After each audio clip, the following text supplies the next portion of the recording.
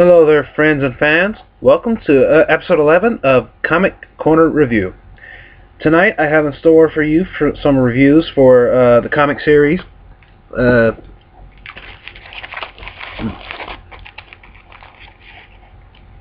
Batman Incorporated, Borderlands Origins, issue 17 and 18 of Mega Man, which features Proto Man, and the new Marvel Now series of Wolverine. Plus, some of the latest comic book news I found. I'll also put the links to the websites in the description for you. Tonight we're going to start off with Batman Incorporated. So hard to get. Sometimes it's hard to get these things out of the plastics. While I'm getting it out the plastic, Batman Incorporated, a friend of mine told me about this. Desmond Pina told me about it. Basically, it's a storyline about Bruce Wayne taking Batman and making it go worldwide. The story was started by Grant Morrison, Chris Burnham, and Fraser Irving. Sorry about that. Yeah. Basically, if you ask me, it's a story about Batman of different countries and origins, nationalities. Sorry. Yeah. Comic-Con, yeah. Anyway, as you can see, it's basically showing that Bruce Wayne is proposing to the Wayne executives of Batman and how it's necessary. Sorry about this.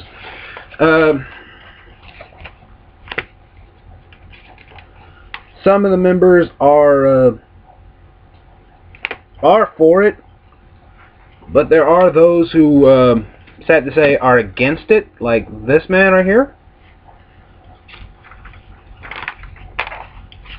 Now, and it's kind of understandable. Like anybody who knows Batman, you have a secret, and it's a crime. He's gonna find it and reveal it.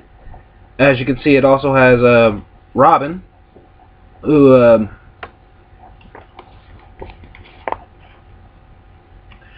is, if I'm right, Damian. I think that's his name, the son of Bruce Wayne and Talia. I may be wrong. I don't know. Yeah, like I said, it's basically a prelude to it, and it's basically talking about Batman basically around the world. Like different Batman, like I guess you could say Britain's Batman, Mexican Batman, American Batman, Japanese Batman. And you know, when I seen it, I first heard about it, I was kind of thinking, like, with the costume, some of the questions I had was like, was the costumes going to be somewhat similar but different? Like, each one was going to be their own unique Batman. Like, Britain's Batman would probably be like a knight, but still have the bat symbol across his chest. With the Japanese Batman be like a samurai, but still have like the bat symbol. And also, like, would they have their own Robins? Like I said, I picked this up about almost months ago, and I like it. I recommend it to all Batman fans. As you can see, the artwork is, well, the artwork is like, I guess you could say, perfect for I guess you could say a tame Batman. But if you like to see Batman beating criminals or whatever, yeah, this is kind of perfect then.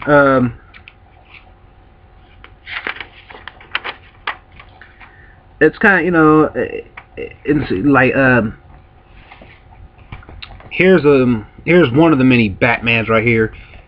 Um, like I said, it's a different Batman for each country. Um, for Batman Incorporated, I honestly like the spin on it. You know, it's different. It's different. It's unique. I love it. Like I said, this is only issue number 0 of the New 52, so it's kind of like I said, it's kind of like the prologue to it. But it is good if you're a Batman fan, and you've wondered other storylines of Batman. I recommend giving Batman Incorporated a shot. You may like it. Like I said, just consider it a little. I'll give you my ratings on the comics later. Next up, we have Borderlands Origins. To those of you who, this is basically a comic book based on the game put out by 2K. This is actually the first issue, deals with Roland, the soldier. And from what I could just get on the first issue, or however, is basically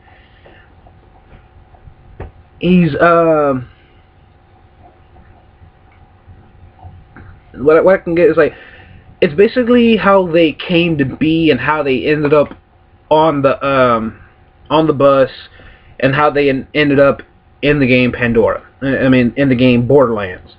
So it's kind of interesting. I think there's probably like a few more issues of the origin story. I've got to get it. And from what I can see, it's a blast in the past. This explains how you know, he was a simple sergeant. He had a few people under his command or whatever, and well, it also shows like what's his goal in the game, and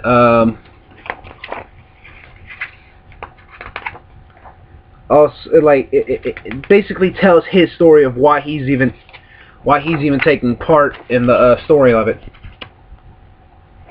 But yeah, his story is basically that of, I guess you could say, revenge or something.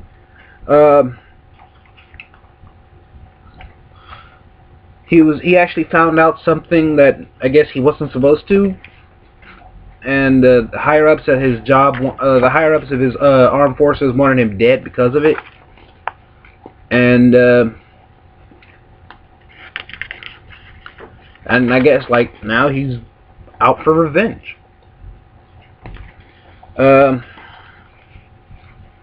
It's one of those like you really watch it. I mean, you really read it, and then you're like, you just get into it. Artwork and everything, perfect. What can I say? It kind of explains origin of every character. Like I said, this is issue number 1. If you've played Borderlands, I recommend getting this in case you want to know, getting this and the other issues in case you want to know about the characters. It's a good way to try and get their backstory.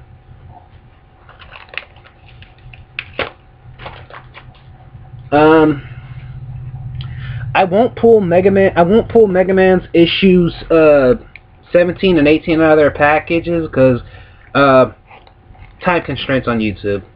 Gotta do what you can with it.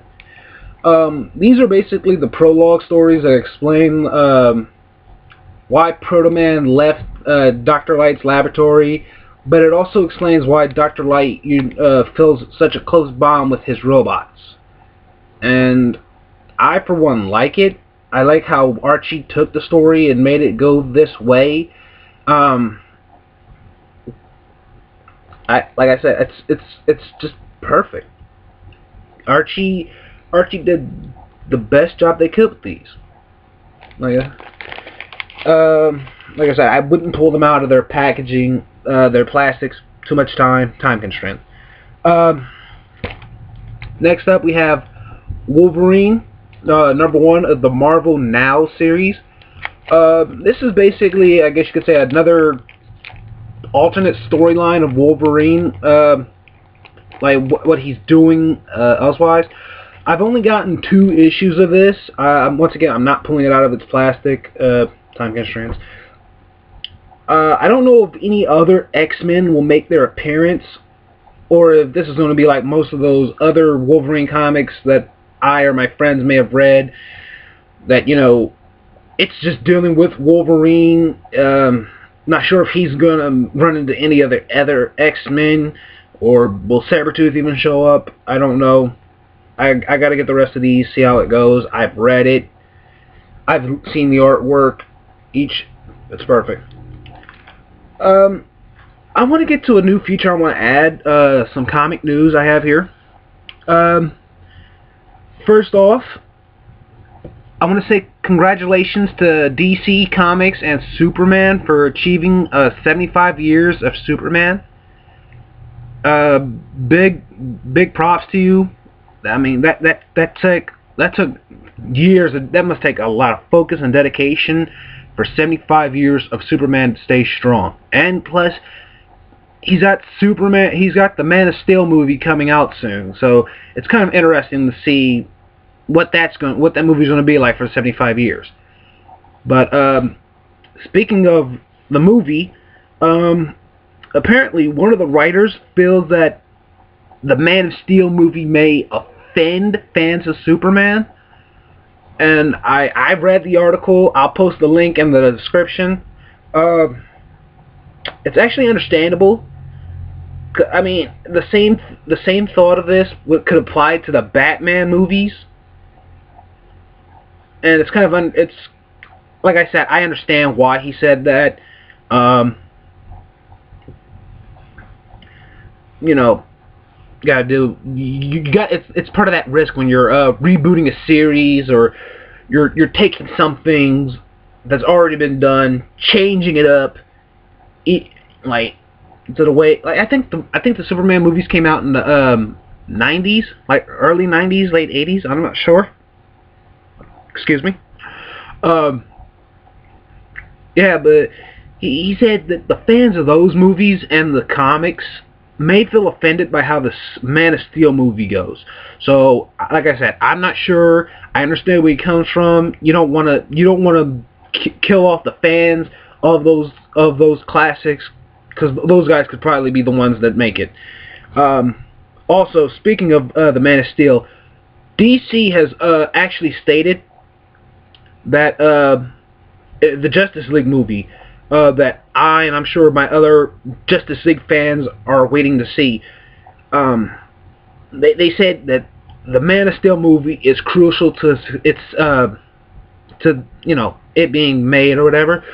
So I believe that for me and other Justice League fans that want to see Justice League the movie, I think we're gonna have to go out and see the Man of Steel ASAP. Like when it comes out, if you can. If not, the minute you get enough money for a ticket, go see it. I want to see Justice League, and I'm more of a Batman fan, but if I have to, I will go and see it.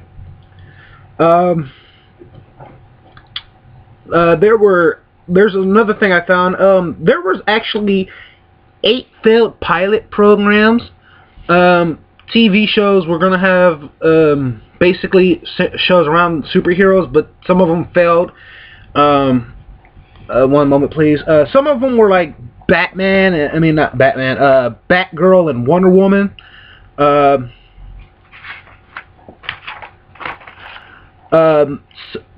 Maybe because of the campiness of the shows they were during the time period, or for Wonder Woman.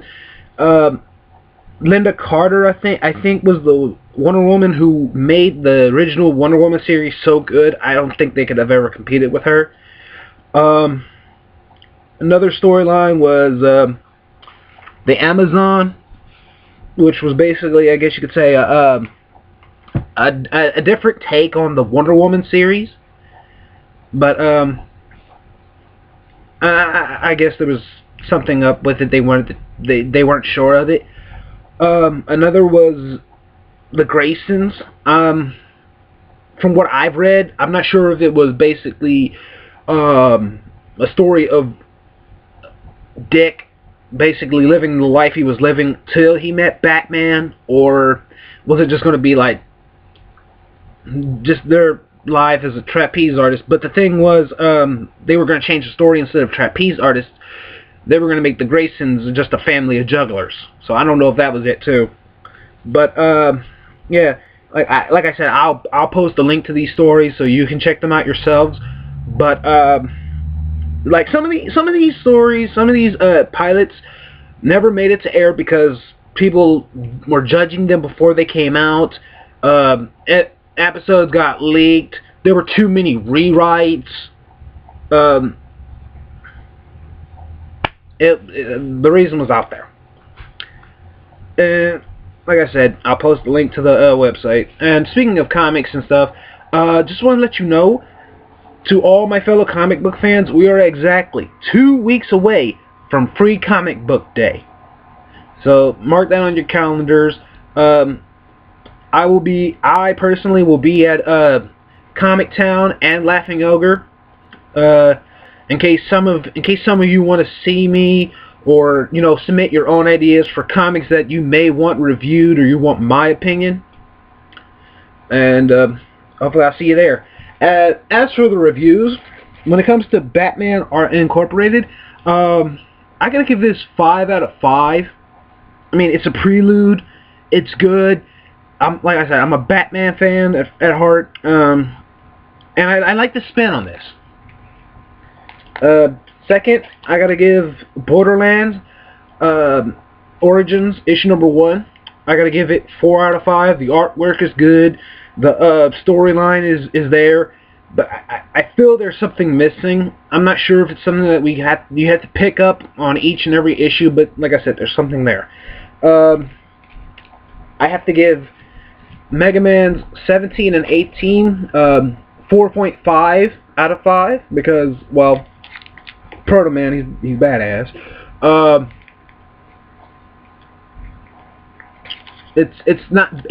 It's real good for a prologue story, and it's heart gripping. And for Wolverine of the Marvel Now series, I have to give it a 5 out of 5 because, like I said, I gotta give it right now. I take that back. I gotta give it about 4 out of 5 because, like I said, the artwork, it's got good artwork. It's got a good storyline so far, and it's just kind of interesting to see where it's gonna go. Well, that's all I got for now. Ladies and gentlemen, this has been our Comic Corner review with your host, Stacy Gardner. Please tune in again next time, and I will see you then. Later.